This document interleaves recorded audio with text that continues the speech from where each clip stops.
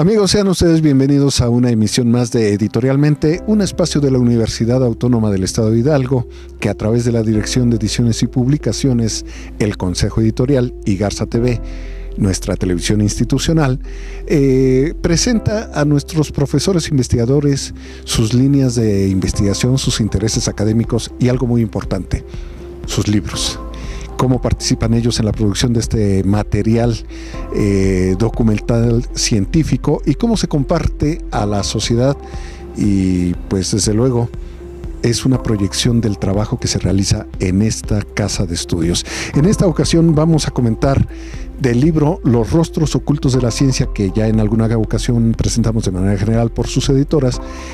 Vamos a presentar un capítulo, el capítulo 2, la afición por los fósiles y su influencia en la investigación paleontológica, que fue realizado por el doctor Víctor Manuel Bravo Cuevas, por el maestro Jaime Priego Vargas y por el maestro Miguel Ángel Cabral Perdomo, los tres colaboradores de esta institución. Pero en esta ocasión invitamos a Víctor Manuel Bravo Cuevas y pues te agradecemos, Víctor, que estés aquí con nosotros y que nos digas cuál es tu formación académica. Bienvenido antes que nada. Pues muchísimas gracias, pero primero quiero agradecerte que nos permitan a los profesores tener este espacio. Yo creo que es bien importante hacer la difusión como lo están llevando al cabo, de una manera expedita, muy agradable y digerible para el público en general.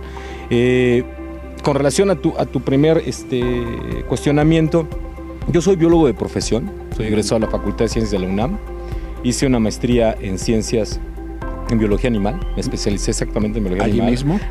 También en la facultad, porque allá es como por bloques, es algo diferente que aquí en la universidad, que tiene un programa de los mejores que hay actualmente, ¿no?, a nivel nacional, pero allá es por bloques. Y después me moví al Instituto de Geología, hice un doctorado en ciencias biológicas, pero con énfasis en cuestiones que tienen que ver con el área en el que prácticamente me desempeño hace ya más de 25 años, que es la paleontología de vertebrados, ¿no? Claro. Y te haría una pregunta amañadamente: ¿y por qué paleontología si biología es vida? ¿Por qué paleontología, que además de muertos tienen millones? Es una pregunta ociosa, pero sé que vas a dar una respuesta muy interesante. Fíjate que eso es cierto, ¿no? Personalmente mi afición no surge originalmente por un gusto genuino por los fósiles, sino más bien por la importancia que tienen los fósiles para entender la vida.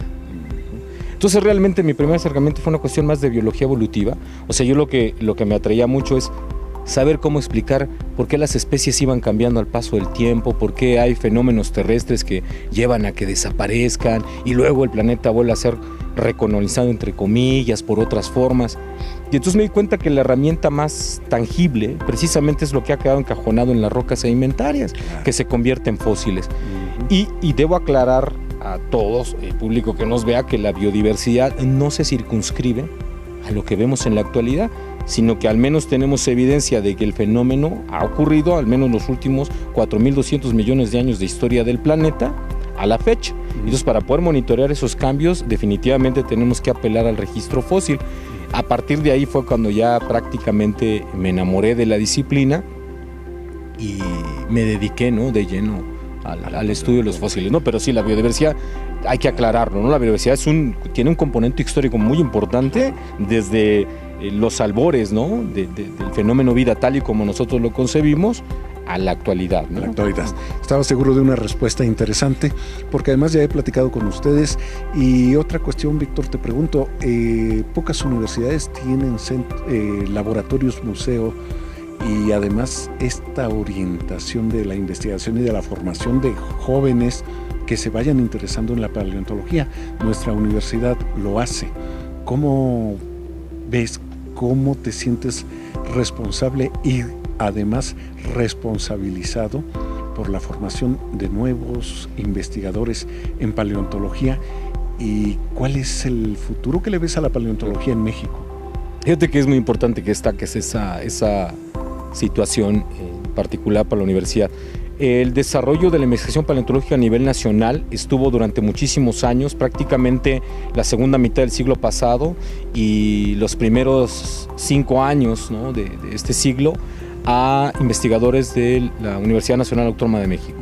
Entonces empezó a deslindar porque empezó a crecer una nueva generación en la que yo estoy incluido, y aunque no parezca, yo ya soy parte de la historia moderna de paleontología en México, porque hubo una interrupción o hiato, porque no se estaba produciendo materiales ni tampoco recursos humanos que se dedicaran a esta disciplina. Entonces, muchos nos hicimos en la UNAM, pero empezamos a buscar en otros lugares, porque nuevos horizontes. Y es prácticamente la nueva generación, tú la vas a ver en el norte, en el centro prácticamente el más fuerte, y lo tengo que decir honestamente, es esta institución, es la más fuerte. No, y además con gran orgullo para nosotros. Por supuesto, no, digo, no, a lo mejor se vería mal, pero la verdad es esa. No, yo creo que es un motivo legítimo de orgullo. Y el sur también hay gente nueva, estamos hablando de gente que prácticamente se formó a finales del siglo pasado y lleva trabajando desde ese momento para acá. ¿Cuál es la importancia de esto? Que ahora creo que la biología en general está teniendo una revolución desde el punto de vista de cómo lo concibe, ¿no? El populus, la gente, ¿no? El pueblo, ¿no? Te voy a decir por qué. Antes decir biólogo era que este cuate, quién sabe. Ahora imagínate paleontólogo, porque además te decían, oye, es que entonces eres arqueólogo o eres antropólogo. No, es que yo me dedico a otra cosa. Lo que te quiero decir es que finalmente ya hay una interacción mucho más tangible de lo que tiene el impacto de los estudios biológicos en su forma más incluyente en nuestra vida cotidiana, ¿no? En nuestra forma de vida y en otros algunos aspectos, ¿no? Que inciden hasta en las partes económicas y empresariales. Aunque parecería que no, ¿no? Que no, pero sí, por supuesto que sí. Ustedes han intervenido, perdón por la interrupción, han intervenido en el impulso a esta visión social. Definitivamente yo creo que era necesario socializar la importancia de la biología, que hoy tiene más espacios de trabajo para los egresados y mucha mayor demanda. Nuestra escuela es una prueba de ello. Estaba viendo por allí un cartel de egresados, una generación numerosa, y me decía un compañero biólogo, dice, y ese es un grupo, falta otro, y desde luego paleontología.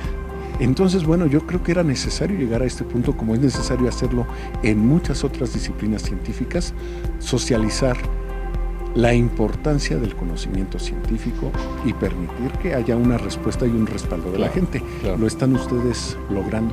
Sí, lo estamos logrando en diferentes aspectos. Uno, sobre todo, culturizar, ¿no? a la gente, ¿no? De las comunidades, de cuál es la importancia que tienen lo que ellos le llaman, pues, los huesitos o los restos, que muchas veces piensan ellos que tienen un valor económico impresionante, ¿no? Y piensan que son joyas preciosas. Ahora se dan cuenta que es bien importante entender cuáles fueron aquellos procesos que llevaron a que algo quedara enterrado en algún lugar, para después entender que si esos mismos actores, como yo les llamo, que tienen su equivalente actualidad, en la actualidad realizando procesos dinámicos particulares que permiten, ¿no? Que los ecosistemas funcionen y por lo tanto nosotros los podamos explotar de manera sustentable, los paleontólogos ya vimos que si pasa algo pudiésemos colapsar esos ecosistemas. Claro. Y entonces estamos dando cuenta de que también en aspectos de conservación biológica, el entendimiento de las formas que habitaron el planeta para proyectarlo en el futuro, de qué pudiese ocurrir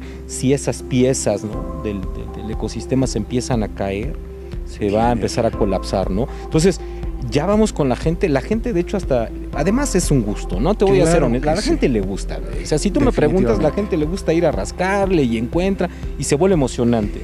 Exactamente. Porque hay programas, y eso te lo digo, hay programas, sobre todo en Estados Unidos, que tienen, vamos, una mercadotecnia impresionante. Es algo que hay que destacar de estos amigos. Su mercadotecnia es abrumadora. Y tomar el modelo, definitivamente. Y te juro que te lo venden, ¿eh? O sea, ellos te invitan a que vayas a cazar dinosaurios y tal cual te dicen, este es el paquete para que usted vaya a cazar dinosaurios. Fíjate qué bonita idea, ¿no? Tan interesante como váyase de safari con la cámara fotográfica, sustituya el fusil por la cámara fotográfica. Pues eso tiene que ver con el capítulo de ustedes. En este libro de los rostros ocultos de la ciencia, ustedes plantean que hay gente que no cursó estudios científicos, pero que entre la casualidad, la curiosidad y la acuciosidad han aportado muchos elementos para que la ciencia detone alguno de sus múltiples aspectos. En el caso de ustedes, trabajaron la afición por los fósiles y su influencia en la investigación paleontológica. ¿Qué nos presentan ustedes en este capítulo? Que es además muy ameno. El libro en general es para leerse como una sucesión de de capítulos emocionantes por la ciencia. ¿Y ustedes qué nos aportan en su capítulo? Fíjate que la idea original, ¿no? Es un grupo de trabajo que está consolidado aquí en la universidad, es un cuerpo académico que se denomina Historia Natural. Nos dábamos cuenta de que muchos de los aportes de la ciencia en todas las áreas del conocimiento, siempre, ¿no?, hay algo que realmente uno no lo descubre de manera original, aun cuando estás completamente enfrascado en tu área del conocimiento, sino que hay alguien y te avisa o te dice algo. Y por eso es los rostros ocultos, porque curiosamente luego esa gente, ese informante, queda completamente en el olvido, ¿no? En el oscurantismo científico, y realmente se lo debes a alguien que te lo dijo o a alguien que lo encontró. En particular, esa es la premisa en la que nosotros trabajamos para demostrar que también en el área de la paleontología, paleobiología, parece que es el común denominador. ¿Por qué? Porque la gente finalmente, la que vive en el campo, la que está caminando, la que saca los borregos, la que va a sus cultivos, la que está arando, le pega y encuentra algo. Y después finalmente, al principio es algo que no concibe y después lo lleva a otra realidad. Y esa realidad tiene un paso diferente, ¿no?, con un proceso cognitivo mucho más complejo cuando ya lo aborda alguien que se dedica a ello, ¿no? Claro. Y a veces te encuentras con hallazgos que se vuelven completamente revolucionarios en el área del conocimiento en la que se circunscriben. Específicamente aquí en paleontología es lo que tratamos, ¿no?, de hacer una reseña de diferentes momentos en la historia, de gente, ¿no?, que de manera completamente estocástica, porque finalmente se vuelve estocástico, no muy probabilístico encontrarlo, después se le convierte en gusto y lo empieza a hacer de manera sistemática pero sin tener ninguna idea. Y los hallazgos eventualmente empiezan a darnos información relevante acerca de, por ejemplo, cómo fueron los primeros reptiles marinos, cómo fueron los dinosaurios del tipo tiranosaurio más grande que hubo en el planeta, ¿no?, o especies que nunca habíamos visto. Ese es prácticamente lo que tratamos, ¿no?, de demostrar. Esa es la primera parte de lo que sería el capítulo. La segunda parte habla un poco de cómo también hay gente que se apasiona, ¿no?, de manera lírica por el área, y entonces se involucra en otro nivel. Entonces se convierte prácticamente en una persona que trata de proteger, de conservar, de restaurar el patrimonio, pero dejándole a las gentes que se dedican a ello, al científico, ¿no?, que se ocupen de esas actividades. Claro. Entonces lo que se aporta, por ejemplo, es a lo mejor un edificio, ¿no?, o dinero, etcétera, etcétera. Entonces hay un ejemplo muy explícito que es en una localidad muy importante a nivel mundial que está en Los Ángeles, en el condado de California, que es Rancho La Brea. Ustedes lo mencionan. Que nosotros lo mencionamos, de un personaje que salió de Nebraska, se fue a vivir a Los Ángeles, una gente muy humilde, entonces se empezó a dedicar a vender arreglos florales, ¿no? Entonces se hizo multimillonario. Pero él decía que le llamaba mucho la atención que habían pasado siglos de historia en lo que ahora es el Parque Hancock, donde explotaban brea, y encontraban fósiles. No te estoy mintiendo, ahí se encuentran diario alrededor de 50,000 a 70,000 fósiles diarios, ¿no?, en las cosas de brea. Entonces le decía, bueno, ¿y qué le van a hacer, no? Y entonces el condado, junto con el Museo del Condado de Historia Natural, es que ya no hay cabida porque ya no tenemos capacidad. Entonces les dijo el señor, ¿por qué no hacemos algo? Yo invierto una parte, ustedes me apoyan en la parte de quienes se van a dedicar a la protección de este acervo, y yo pongo la lana. Perfecto. Un mecenas. Entonces, es literalmente, ¿no? Y entonces el cuate levanta el museo. De hecho, el museo lleva su nombre, el Rod Page Museum, que él es el que, infortunadamente, el señor falleció hace poco. Y a la fecha, ¿no?, ahora existe esa filosofía, esa escuela de pensamiento ahora por la misma gente, ¿no? Claro, claro. Y creo que aquí en México podemos presumir también de esta familia de Puebla. ¿Te acuerdas? Apellido medio italiano. ¿Quiénes son? La familia Aranguti. Que lleva muchísimos años protegiendo el yacimiento que se volvió paradigma, ¿no? A nivel nacional, porque es un yacimiento extraordinario que se encuentra en la parte sur-centro del estado de Puebla. Se llama el municipio, bueno, la población se llama Tepeji Rodríguez, y la unidad portadora de los fósiles se llama la cantera Tlayúa, que tiene más o menos 120 25, 130 millones de años, ¿no? Nada más. El Cretácico.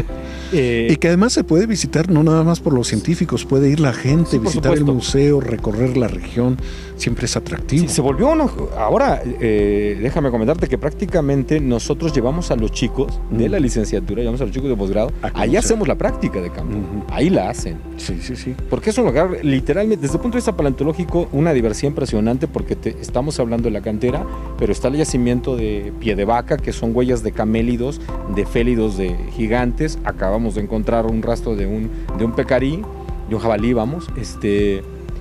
en una localidad que también está cercana ahí, que el dueño es el mismo Félix Aranguti, ¿no? Sí, sí, sí. Y que además ellos se han involucrado, claro, y lo han protegido y siguen protegiendo, ¿no? A capa y espada. Claro. A veces Félix Aranguti, que es ahora, ¿no?, el que está a cargo, el más grande, porque en realidad empezó el papá de Félix haciendo esto. Realmente es más paleontólogo a veces que nosotros, déjame decirte, porque el cuate ya nos dice dónde está. Se mete a estudiar. De verdad, eso es lo que a nosotros nos fascina, ¿no? Sí, creo que entonces sí estamos teniendo un impacto, ¿no? Al menos en la manera de cómo concebir ahora esas entidades que parecerían muy frías, que no tienen sentido, ¿no? Claro, desde luego. Bueno, y además, Víctor, qué interesante es charlar esto, y además todas las personas, cuando son niños sobre todo, hay una etapa en que les apasiona la paleontología. Pero bueno, nos has contado cosas interesantes, muy amenas además, y la ciencia no tiene que reñirse con la falta de amenidad, definitivamente. Te haré una pregunta. En Hidalgo, ¿qué experiencia tienen ustedes con estos rostros ocultos que afortunadamente por la disposición de ustedes están dejando de serlo? La experiencia ha sido bastante positiva. De hecho, hay un ejemplo en el capítulo del libro de una persona que de manera completamente también accidental encontramos en una temporada de campo, que prácticamente ya estábamos cansados de buscar yacimientos, ya la tarde ya nos había abrumado, no sabíamos, y entonces estábamos cercanos a una comunidad que es parte del municipio de Santiago de Anaya, que se llama Cerritos, sí, y entonces exacto, entonces ya de verdad desesperados paramos a una persona que estaba ahí. Oye, fíjate, somos de la universidad, estudiamos huesitos, les decíamos. Conocemos un señor y en su casa tiene muchos. Oye, ¿nos puedes llevar? Pero por favor, vamos. Afortunadamente encontramos al señor. El señor se llama Luis Felipe Peña Martínez. Es un señor que después descubrimos que llevaba ya alrededor de una década ya con una afición particular por coleccionar fósiles. O sea, tenía conciencia de la importancia. Y una colección importantísima que está reflejada en el capítulo. Por lo menos te puedo decir que parte de sus ejemplares, 2 de ellos en particular, son especies que no habíamos registrado y que él tenía registrados. Un venado gigante de hace más o menos 2 millones de años y un pony como esos, parecido a los ponis actuales, no es que un pony de hace 5 millones de años, ¿no? Y que él tenía la evidencia. ¿Y cuál fue este encuentro entre el científico ya harto de no encontrar y un señor consciente de la importancia de lo que hacía, y que llegan y le diga a alguien conocedor del tema, le diga, venimos a visitarlo? Fíjate que la experiencia fue muy grata. Además, la disposición de don Felipe fue siempre al 100%. Y él, eso es lo que te reitero que pasa en la gente. Cuando se apasiona, realmente se involucra de manera muy importante. Y él ya se había involucrado porque me empezó a sacar libros, Marcial. Yo me sacaba un libro de y lo compré y esto. O sea, para gente humilde, ¿verdad? Que es extraordinario, ¿no? Que una persona te saque un libro. Sí, ¿no? Y te diga, mire, estoy tratando de saber qué tengo. Extraordinario. La colección está a su resguardo todavía. Nosotros lo seguimos apoyando a don Felipe, ¿no? Para rescate y reparación. Parte de su colección se ha reparado acá, pero regresa. Sí. Yo soy vocal titular del Consejo Nacional de Paleontología, que es la instancia rectora en todo el país para regular la investigación paleontológica, y entonces con don Felipe, ¿no? Se va a hacer, ¿no? Una regulación conforme, ¿no? A los lineamientos propios de la normativa. De la normatividad. Y ojalá algún día podamos, como visitantes no especialistas, podamos visitar estos lugares, conocer esas colecciones y conocer a esta gente que también es valiosísima. Sí, por supuesto. Definitivamente son los héroes que no conocemos, los rostros ocultos de la ciencia. Víctor, ¿por qué es recomendable leer tu artículo y el libro de los rostros ocultos de la ciencia? El libro como obra de divulgación muy digerible para el público en general. Sí, es muy agradable la lectura. Es un viaje, ¿no?, por el impacto que han tenido los rostros ocultos, ¿no?, en diferentes áreas del conocimiento, y además para que la gente se sensibilice, ¿no?, de lo que parecería que aparentemente no tiene nada de importante, hasta dónde puede llegar la trascendencia en el ámbito de las ciencias, ¿no? Bueno. Entonces el libro es extraordinario. Yo, y además muy ameno. Me gustaría comprometer a decir que me escuchen. Esto yo creo que se podría llevar a otra realidad para que no se diera solamente a conocer a nivel nacional. Esto seguramente sería muy importante y muy bien visto para otros públicos extrajeros. Claro, y además abordan ustedes temas. Aquí hablan de esta mujer inglesa que se dedicó también a estudiar. Mary Ann. Este libro lo pueden encontrar en la librería Carácter, que la tenemos aquí a espaldas nuestras en el pabellón universitario, un espacio muy agradable para que los jóvenes pasen a tomar un café, comprar papelería, sentarse en mesas, jugar ajedrez, charlar, etcétera, etcétera. Pues allí en la librería Carácter pueden conseguir este libro. Y bueno, estamos nosotros transmitiendo desde el Centro de Investigaciones Biológicas, que realmente es un lugar muy agradable aquí, Víctor. Nos da muchísimo gusto poder hacerlo aquí en el exterior. Y bueno, pero antes de despedirte, de agradecerte de tu participación, sabemos que tienes en puerta una serie de actividades muy interesantes.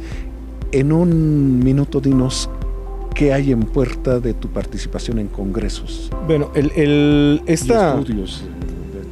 En particular con el caso Rostros Ocultos, fue muy bien aceptado. Ya se presentó una conferencia con relación a esta información el año pasado, y que se quedó corto. Se necesitaba un foro, un espacio mucho más grande. Ahora ya también se trató de hacerlo mediante otras instancias, y vamos a dar la conferencia el próximo diciembre en el campus de la UMAR de Puerto Escondido. Esta conferencia de Rostros Ocultos.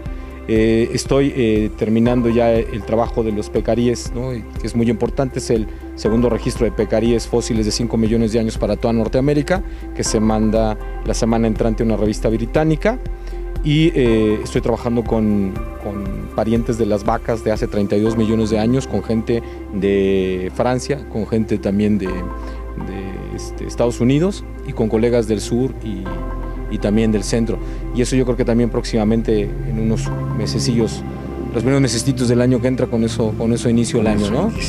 Pero ahí vamos. Y todos están invitados a conocer el museo. El Museo de Paleontología no es un museo de exhibición, es un museo de investigación. Es un laboratorio de investigación. Pero para aquel que tenga el interés genuino de saber qué hace un paleontólogo y cómo se resguardan estos materiales, por supuesto que nosotros estamos en la mejor disposición, créanlo. De verdad, no somos tan raros como algunos piensan, de informarle a la gente, porque finalmente esa es una función primaria de nosotros, que es informarle a la gente. Claro, y además estimular la vocación de jóvenes. Claro. Veo que ustedes en biología en general son gente muy preocupada por involucrar a sus alumnos en las investigaciones, en formar nuevos cuadros de profesionistas.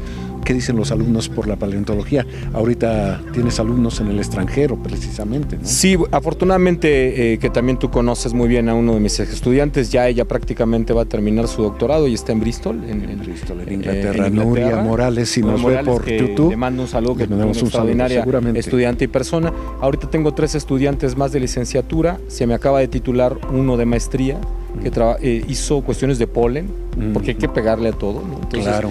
Hicimos reconstrucción de clima con polen, y tengo ahorita otro de doctorado y otros 2 de maestría, ¿no? Trabajando. Entonces sí, finalmente esto no puede quedarse estancado. O sea, claro, esa es la función sustantiva de la universidad, ¿no? Claro. Entonces, la formación de recursos humanos de alto nivel, ¿no?, competitivo y competente, ya es menester. Y si no nos vamos a quedar muy rezagados, creo que la universidad tiene la filosofía, que lo está haciendo bastante bien. Sí.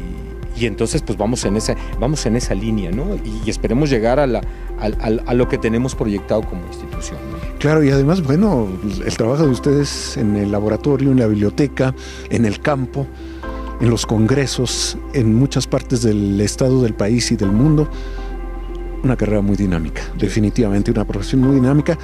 Víctor Bravo, muchísimas gracias, de verdad, una charla muy interesante y bueno, pues seguiremos platicando contigo, con ustedes, sobre sus aportaciones a la ciencia desde esta nuestra Universidad Autónoma del Estado de Hidalgo. Muchísimas gracias. No, muchas gracias a ti, cuando gustes, estoy a tus órdenes. Y a usted, amigo, que nos sigue en estos programas de Editorialmente, le agradecemos y próximamente estaremos en una emisión más. Hasta luego.